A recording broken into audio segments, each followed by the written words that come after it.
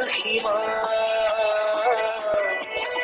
অসীমত যাৰ হেৰাল সীমা।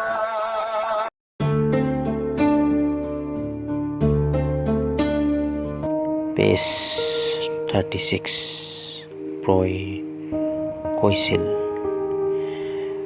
1300 বছৰ আগৰ মোৰ জন্মভূমি, এই ঠাইখনৰে নাম আছিল কমল নগৰ, মানে কাঞ্চনমতী।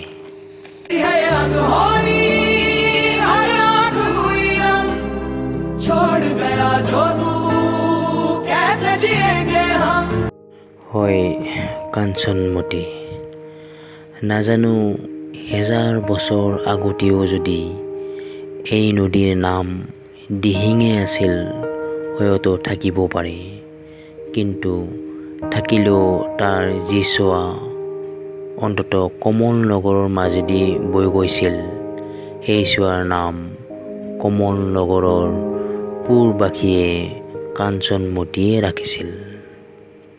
এটা কথা মই তহঁতক এতিয়াই কৈ থওঁ, সকলো কথা নিয়াৰিকৈ কোৱা শক্তি মোৰ নাই, আৰু তহঁতৰ হয়তো বহুত প্ৰশ্নই মনলৈ আহিব পাৰে, কিন্তু মই যে সকলো প্ৰশ্নৰে উত্তৰ দিব পাৰিম তাৰ আশা নকৰিবি, কাৰণ সকলো মোৰে মনত নাই।